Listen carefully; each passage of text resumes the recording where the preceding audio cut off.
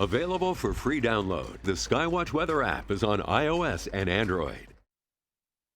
You're watching the KOAM Morning News on Fox 14. Right now at 7, April is National Month of Hope. Fernanda Silva shares how hope helped one area cancer survivor. Also, the state of Missouri has requested a date for the death of a Missouri man.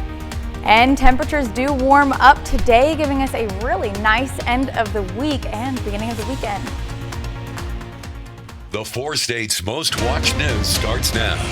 Good morning and welcome to the KOAM Morning News on Fox 14. I'm Elise Noe. And I'm Lindsay Gaffney. 7 o'clock on this morning, this fine Friday morning. Yes, fine Friday indeed. I know I am looking forward to the weekend. I hope many of you are looking forward to the weekend. I am as well. Yeah. And you can join me on the weekend show. I'll be back there starting tomorrow. Yes, we've loved having Lindsay, but unfortunately, she's got to go back. She's got to go back to the weekends. We can't keep her. We can't steal her. Unfortunately. Well, April is the month of hope, and PSU hosted actor Rainn Wilson, best known as Dwight Schrute in the TV show The Office, as part of the H. Lee Scott speaker series yesterday evening. The author, producer, and philanthropist spoke about truth, identity, and purpose. He also participated on a panel with more than 15 students. I'm fortunate because college students tend to love The Office and really respond to Dwight and stuff like that. So, and you know, the things I'm interested in, I feel like a lot of college students can relate to.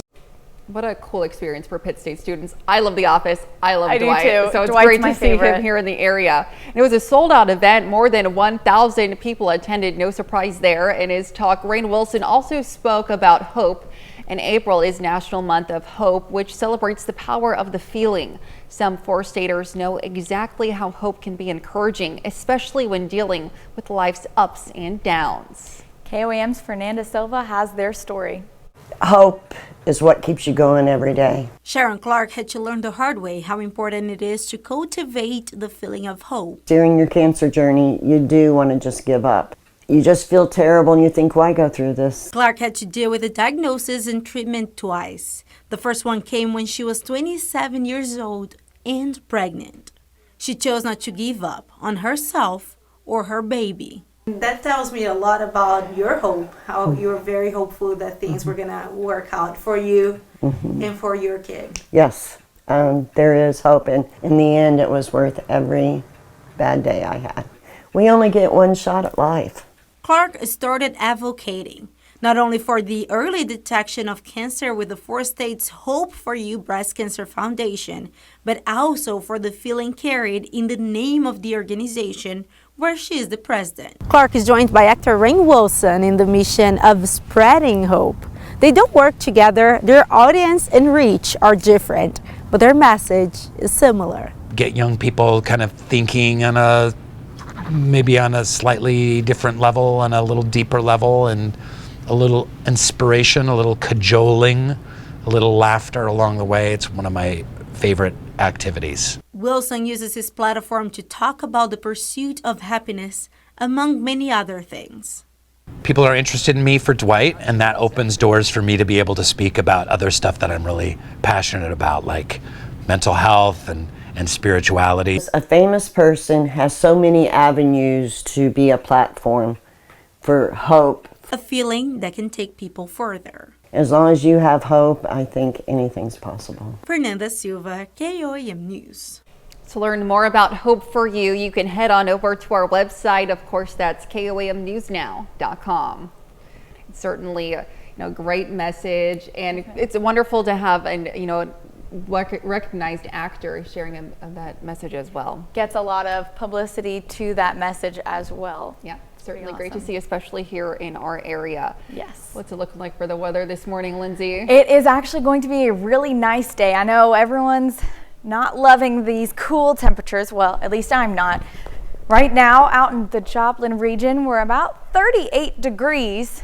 So getting a little bit warmer. We saw temperatures as low as 34 this morning, and we did have that frost advisory in effect due to these low temperatures. Now across the region, still starting to warm up. The sun is just now coming out, and we're going to continue to warm up, and these wind chills also warm up as well as the temperatures. Not like they did yesterday. We had a pretty cool yesterday and it was breezy, but today we're not experiencing that. So we are going to have a pretty nice day. Once we get out of this frost advisory though, it's issued until 8 a.m. So we've got about another hour on this, and it's for Missouri counties as well as most of the counties out in Kansas. Now, in addition to that, tomorrow is going to be a pretty windy day. Out in Wichita right now, they have a wind advisory, and we're going to get that wind tomorrow as well. So we could be expecting a wind advisory moving in for planning your day as well tomorrow. Now, we have some clouds in the area, but we don't have any rain in the forecast until Saturday night. So today and tomorrow, it's going to be a really gorgeous couple of days, getting up to the upper 60s and sunny all day long. Tomorrow, we'll even hit the 70s before that rain comes in, and I'll have more details on what you can expect for the rain up next. All right, thanks, Lindsay. We'll see you in a bit. Well, Thursday afternoon, a rollover crash occurred on Ibex Road near Kentucky Road, northwest of Neosho. Newton County coroner pronounced George Owens, 57, of Neosho on scene. Missouri State Highway Patrol troopers investigating the crash say the Ford F-150 left the road to the right, overcorrected, and overturned through a fence into a field. The Missouri Attorney General requests an execution date for a convicted child killer in southwest Missouri. 16 years after the death of Rowan Ford, the AG's office takes steps to move forward with the execution of Christopher Collings. In November 2007, Collings abducted, raped, and murdered 9-year-old Rowan Ford from Stella, Missouri in Newton County. He later threw her body in a sinkhole known as Fox Cave near Powell, Missouri in McDonald County. Court records show Collings burned the rope he used to strangle Ford, the blood-stained clothing he wore during the attack, and his blood-stained mattress. Collings eventually confessed to authorities in 2012. A jury from Plate County in a courtroom in Phelps County convicted Collings and sentenced him to death. Ford's stepfather, David Spears, was also charged with murder and rape, but pleaded guilty to reduced charges of child endangerment and hindering prosecution. Allen Community College in Iola, Kansas yesterday kicked off its annual Aggie Days event. It showcased the school's agriculture program and features plenty of opportunities for learning. The day includes a variety of competitions covering everything from livestock judging to nursery landscaping and much more. The event also serves as a possible next step for high school students interested in agriculture. We've had an ag program here for years, and we do this annually to try to help prepare the high school students for their state contests. So this gives those students in the high schools and 4-H's an opportunity to come on our campus and see our facilities and perhaps maybe come to school here. Event organizers say the day drew close to 700 students to the campus for agriculture career activities. And those are our top stories coming up this half hour. Progress on Baltimore Bridge is going slow. We have that details on what progress has been made. But first, here's a live look from Antiquish Mall and Missouri's largest garage sale.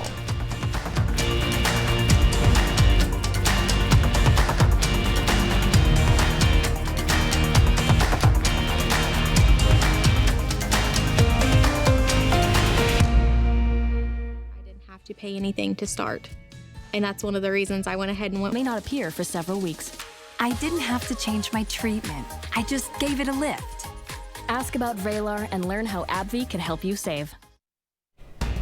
Topping Nation Watch this morning, the Georgia judge presiding over former President Trump's election interference case has denied the defense motion to dismiss the case.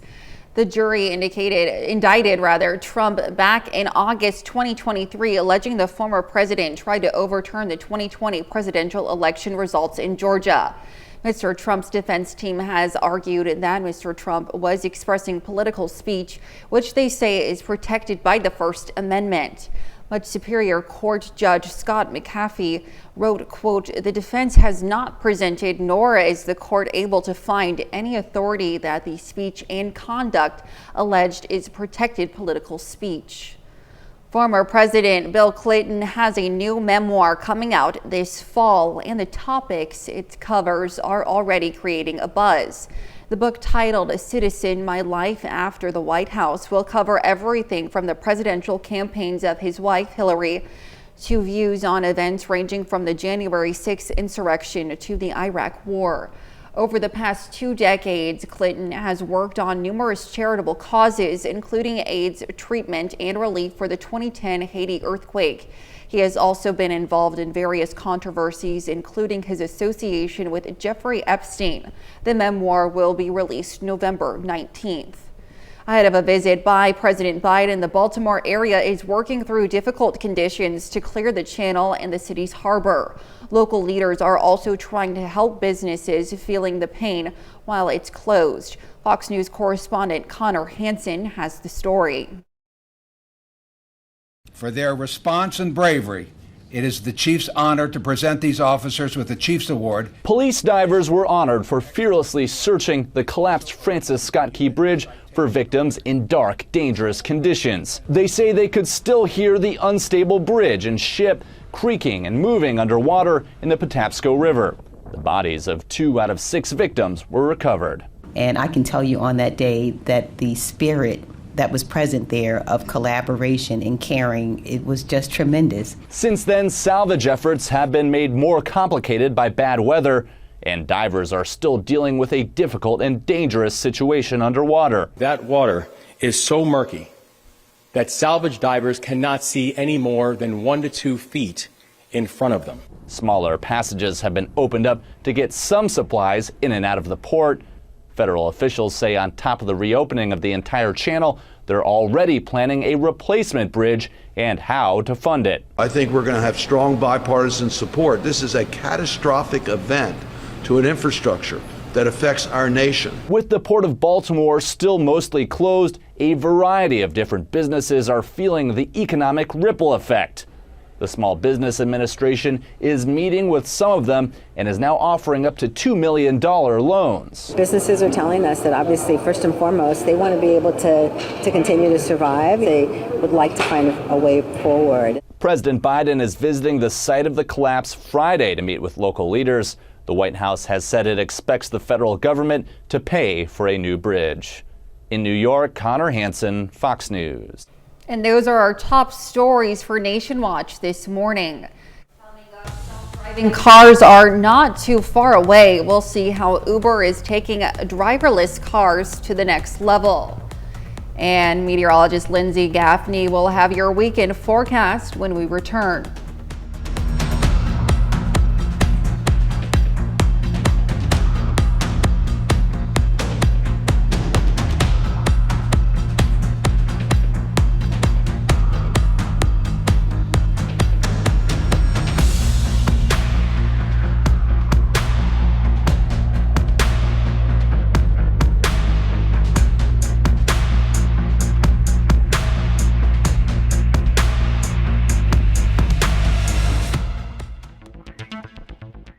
Hello, I'm Ry Addis with another KOAM News.com. Aaron Lewis. New album, The Hill. Available March 29th. Must be 21 or older. Entertainment schedule subject to change. I hope everyone is having a wonderful start to your Friday morning. The weekend is almost here, and you can join me back on the weekend show starting tomorrow. But this morning, it's looking to be pretty nice. We've got a good sunrise going, and temperatures are going to start to warm up. Yesterday, we started off a little bit cooler than average with our high of only 62 and our low of 36.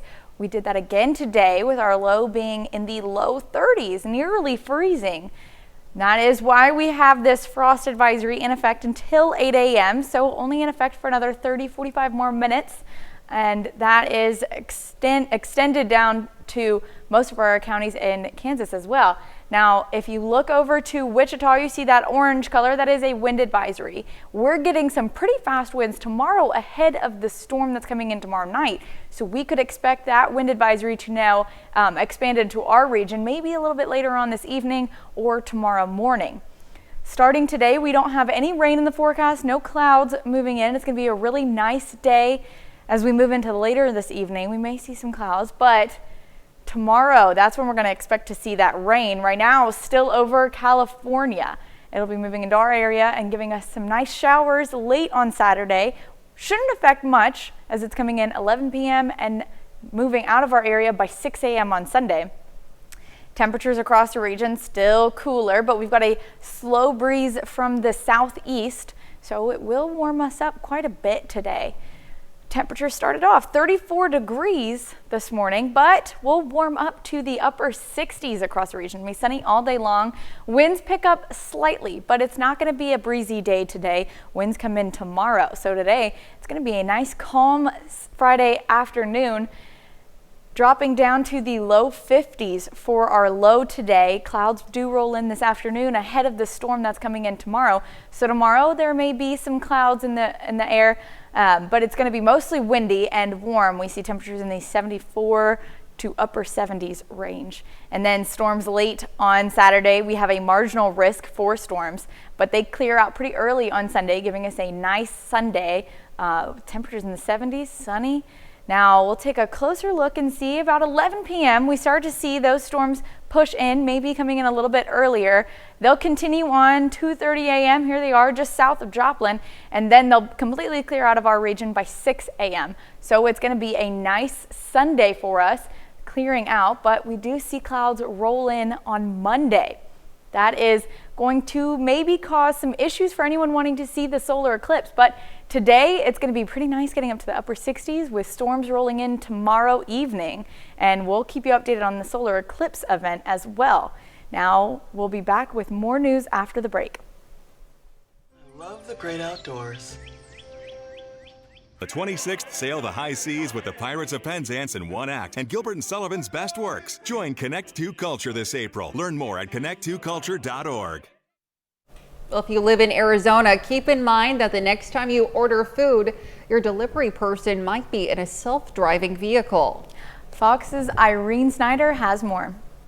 Waymo cars are all over the valley, taking people around town without a driver. Starting today, you could also wind up having a Waymo bring you your food. I think a lot of people are used to seeing us drive around in Metro Phoenix in our 225 square mile area, but you still see people who are pointing and, watching you go by. Waymo recently started partnering with Uber Eats to deliver food here in the valley. Right now, only a few restaurants are participating, but by next month, the plan is to deliver food from 10 restaurants, mainly in the Tempe, Chandler, Gilbert, and Mesa areas. I think we've seen a lot of excitement since our launch with the mobility platform last year, and so we're excited to get consumers more food quickly and obviously help restaurants and merchants get their food quickly and efficiently to consumers. The way it'll work is you order on the Uber Eats app just like usual. If you select an order from a restaurant that's participating in the pilot and you live in our service area, a autonomous vehicle option will pop up and say, hey, your delivery might be dropped off by a Waymo. You should still add a tip just in case you get matched with a human driver, but if you get matched with a Waymo, that tip charge will go away. This morning, a Waymo pulled up to the Princess Pita in Mesa. Employees brought out the order, put it in the trunk. As soon as the trunk closes, that's a signal to the Waymo that it's time to go. It's been a huge attraction. A lot of my customers will sit inside and watch in awe as it happens. And the customer will come to the car to pick up the food.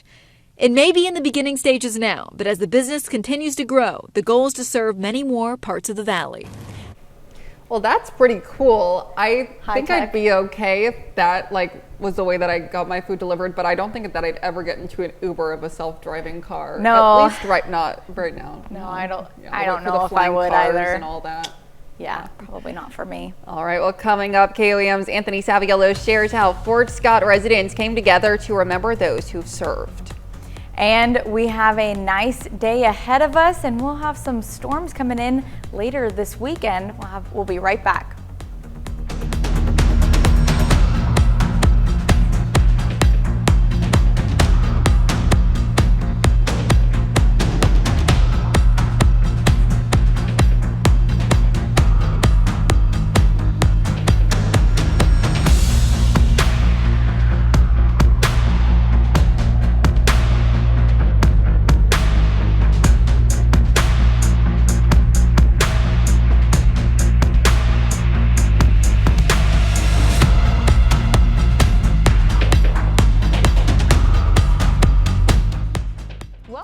Decor, curated to add charm and style to your space. Come shop with us at Miss Daisy's Home and Decor and give your home the makeover it deserves.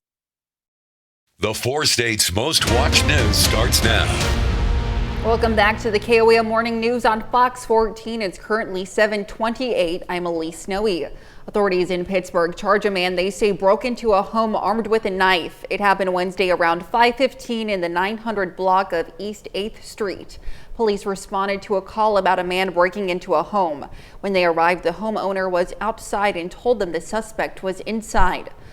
Officers went in and arrested 25-year-old Zach Camplin of Pittsburgh. He's charged with aggravated assault, criminal threat, and criminal damage to property. Freeman Hospital in Neosho, Missouri is providing a life-saving screening to women free of charge.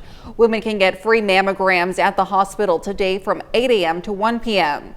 The free screenings are provided by the Helping Friends Mammogram Fund, which also provides free screenings every year at the Freeman Women's Center in Joplin. This is the first year it's been provided at the Neosho campus. Well, some residents of the Joplin apartment building that burned overnight are now in a temporary shelter. Fortunately, no one was seriously hurt. That fire broke out at the North Park Apartments on East Newman Road just before 10 Wednesday night. 6 out of 24 apartments were damaged, and firefighters evacuated 38 occupants out of the 3-story structure. Like stressed out in the beginning, you know, because everybody was just drilling and rushing, people running around. It's just very crowded, and you know, people crying because they think that my mom's in a fire. So I had to warn people that everybody was safe and stuff like that, and just trying to get everybody comfortable. The state fire marshal is investigating the cause of the fire. Authorities tell us they're looking at the possibility that it was sparked by an electrical malfunction. We are starting to warm up today. We've got that nice sunrise, so the sun's coming out and it's going to warm us up to the upper 60s today. However, right now, most of us still in the 30s, some pushing 40, but we did have a cool start to the morning. Now, these wind chills started off about 28 degrees. That was the lowest wind chill we'll see today. They will warm up as the sun comes out. It's not going to be too breezy, so we won't have that drastic of a wind chill. And this frost advisory is still in effect for another 30 minutes in Missouri and in most of our counties in Kansas. Now, out in Wichita, I can't see it right now, but there is a wind advisory, and we have those winds coming in tomorrow. So I'm expecting us to be getting a wind advisory for our region as well. You can expect to see that more than likely this evening, if not tomorrow. So be prepared for fast winds tomorrow ahead of the storm. Right now, we don't have anything on the forecast, maybe some clouds here and there, but today is looking to be really great, sunny, and we're warming up to the upper 60s. Out in Joplin, it'll be about 68, but some surrounding counties may see temperatures in the 70s. Definitely we'll see temperatures in the 70s tomorrow, as our forecasted high is 75. So we're having a nice weekend until those storms come in Saturday evening, but I'll have those details for you in just a bit. All right, thanks, Lindsay. Well, yesterday at the Fort Scott National Cemetery, community members came together to recognize and remember men and women who have served our country. Those who attended were separated into four groups, and each group was assigned a soldier. For one woman in a grave in particular, one stands out. KOAM's Anthony Saviello has the story. His name is Clarence Rhodes. He went by Leon. Clarence Leon Rhodes served in Vietnam. His memory is carried on through his daughter, Angie. I grew up in Colorado Springs because my dad was in the Air Force, and I saw his sacrifice. And when he left, he joined the Army Reserves and moved back home to take care of his family. So just seeing that sense of honor and protection was really instilled with me at a young age. Now Angie is joining in with fellow members of the community to carry on the memories of other veterans buried at the Fort Scott National Cemetery. What was really kind of exciting is that when you're out and you're exploring the site, the number of questions that are actually created rather than answered. So it brings that sense of inquiry and wonder. And you know, if that happens to adults who are teachers, I'm excited about what that could do for our students. Angie, like most of those who are out at the cemetery, is a teacher. Now she plans to take what she learned and pay it forward to her own students. We've never brought our students out to experience the National Cemetery as part of their education. So I wanted to see what kind of activities we could use to bring our kids out. An extra teaching opportunity that could expand the knowledge of her students. but it's also another reason to visit Dad. Reporting in Fort Scott, Anthony Saviello, KOAM News. The Fort Scott National Cemetery is open to the public every day from dawn to dusk. And that's a look at our top news stories coming up this half hour on the KOAM Morning News. Shannon Becker will be joining us to share his big 3 stories of the week. But first, here's a live look from Missouri's largest garage sale in Neosho.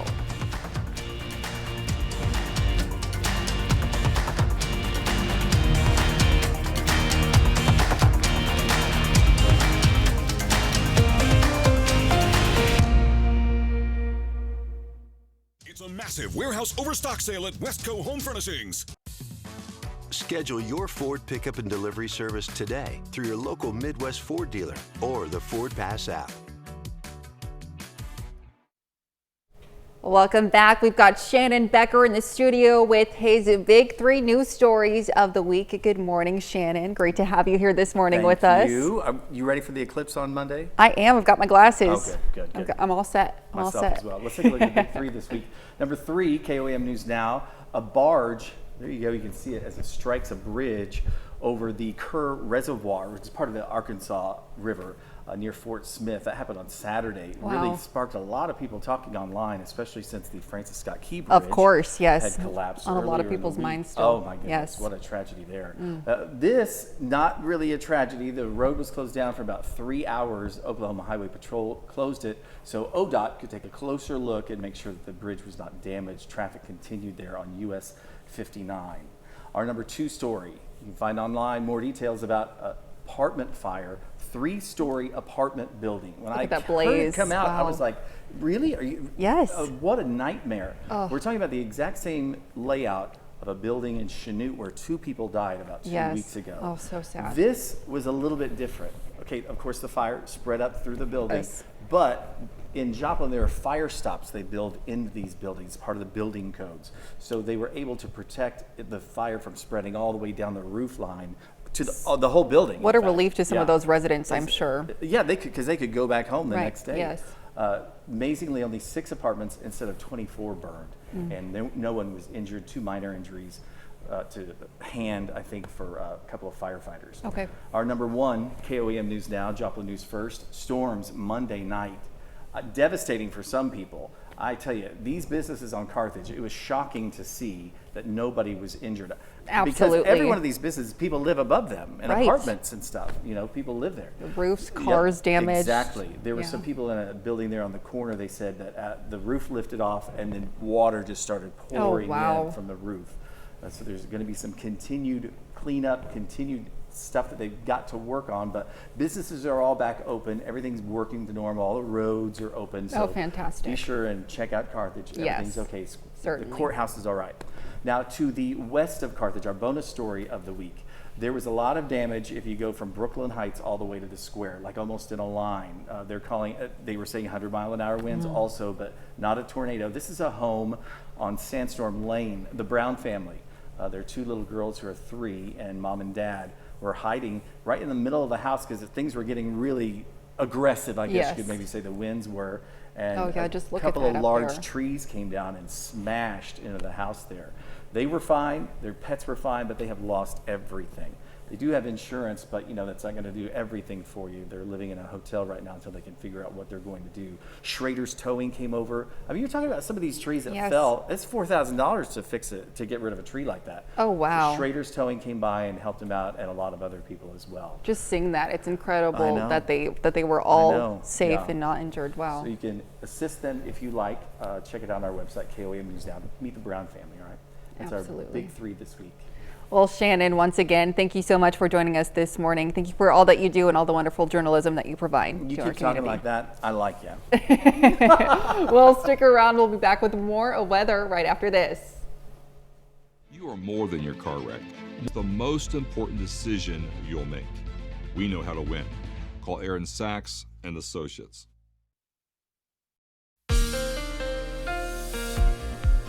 Well, I hope everyone's having a wonderful start to your Friday morning. We're almost to the weekend. Temperatures are starting to warm up, and right now, not a cloud in sight. It is looking really gorgeous out there. Yesterday, we started off a bit cooler than average as well, with a high of only 62 and a low of 36. Today, we started off even colder than that with our low, about 34, and even in some areas below freezing. That is why we had this frost advisory still in effect until 8 a.m., so about 20 more minutes. But we are looking ahead out in Wichita in the orange. That is a wind advisory, and we have those winds coming in and picking up pretty gusty winds on Saturday. So we could expect that wind advisory to be expanded into our region, and we could possibly see that start to come up later on this evening, if not tomorrow morning. But we'll keep you updated on that as well. Throughout the day, we may see clouds here and there, but overall, it's going to be a really nice day ahead of us, and we're tracking the next system moving in right now, still in California, but we're going to start to expect to see it in our region Saturday night, about 11 p.m., and it'll be only lasting through the overnight hours, so shouldn't affect much of your daily routine on the weekends, but if you do plan on going out on Saturday, you might want to bring an umbrella because it will be pretty heavy rain. Across the region, starting to warm up. Not too bad. Right now, we started off a little bit cooler, about 34 degrees. Light winds out of the east, and we're going to continue through the day, and we'll see temperatures warm up to the upper 60s. So it's going to be a pretty nice day. Winds stay pretty light, maybe about 5-10 miles per hour, and still out of the east, so they're not shifting anytime soon, giving us a really great evening ahead. Clouds do start to pick up as we go into the later evening hours and overnight hours, and we're only dropping down to the lower 50s. So it's going to be a pretty nice, warm evening as well as day, and that continues through the weekend with temperatures getting up into the 70s on Saturday. It'll be windy and clouds do increase because we do have a storm system moving in Saturday night. That's not going to come in until after 11 p.m. and it'll clear out by 6 a.m. on Sunday. So we're going to have a sunny Sunday and temperatures sticking around in the 70s, but it may still be breezy on Sunday. We'll keep you updated on that as well. Taking a closer look, we'll see those storms roll in about 11 p.m., continuing on through the overnight hours, about 2:30, and they'll be completely cleared out of here by 6 a.m. on Sunday. Clear on Sunday, but then those clouds do start to roll in just in time for that solar eclipse to be coming into our area. And that's the path of totality. But even in our region, clouds have increased pretty drastically. So there may be a chance that we may not see it in our area, but we'll keep you updated on that as well. Now that's a wrap for your weekend forecast. Let's head over to Elise with Consumer Watch. All right, thanks, Lindsay. Well, the Walmart lawsuit settlement could earn some customers up to $500. The company agreed to a $45 million settlement over claims that it overcharged on weighted items. Customers who made a purchase of the weighted items between October 19, 2018 and January 19, 2024 are eligible. Consumers must submit a claim with a receipt by June 5th in order to receive 2% of the total cost of their purchase, which is capped at $500.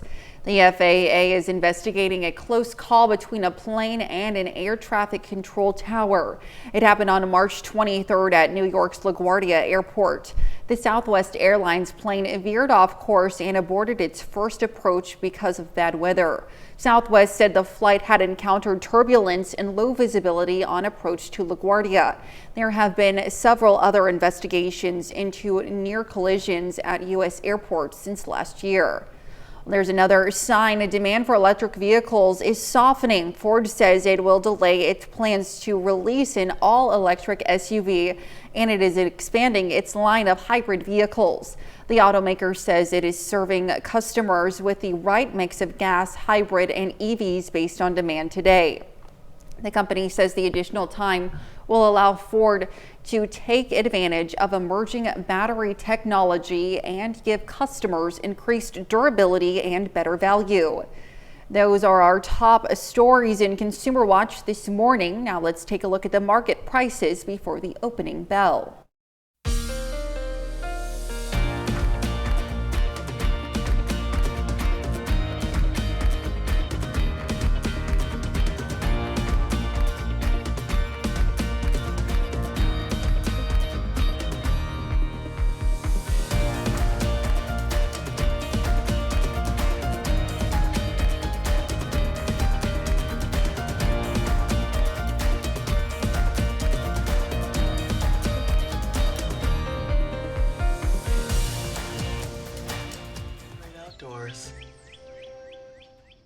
outdoors. The biggest games on the best day of the week. Fox Saturday Baseball, all season long. Reduce, reuse, recycle. The 3 R's are becoming second nature in Colorado, but there's still room for improvements. Demolition is a leading producer of waste globally.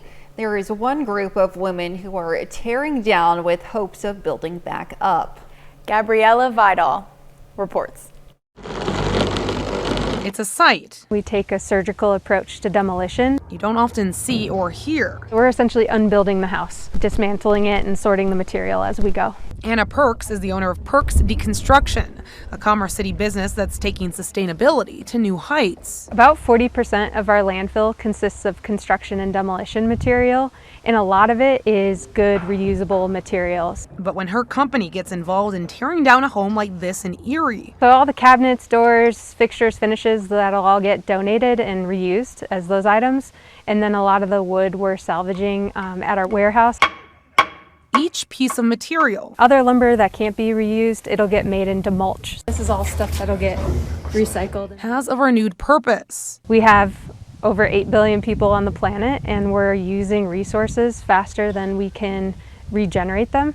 And so this is a way for us to recover materials and give it another life as something else. I think it puts us in a different mindset to where we're reusing rather than just trashing. Since this female-owned business kicked off, Perks says they've salvaged over 6.5 million pounds of material from the landfill, as more municipalities across Colorado are moving towards making it a requirement for construction and demolition projects to salvage existing material. Denver's moving in that direction, and Lakewood, Fort Collins has a couple recycling requirements in Pitkin County. And with recent grant funding from the Colorado Department of Public Health and Environment, Perks says they hope to take deconstruction across the metro to new heights. So the first grant allowed us to buy a pickup truck and our roll-off truck so that we're able to actually sort material on the job sites.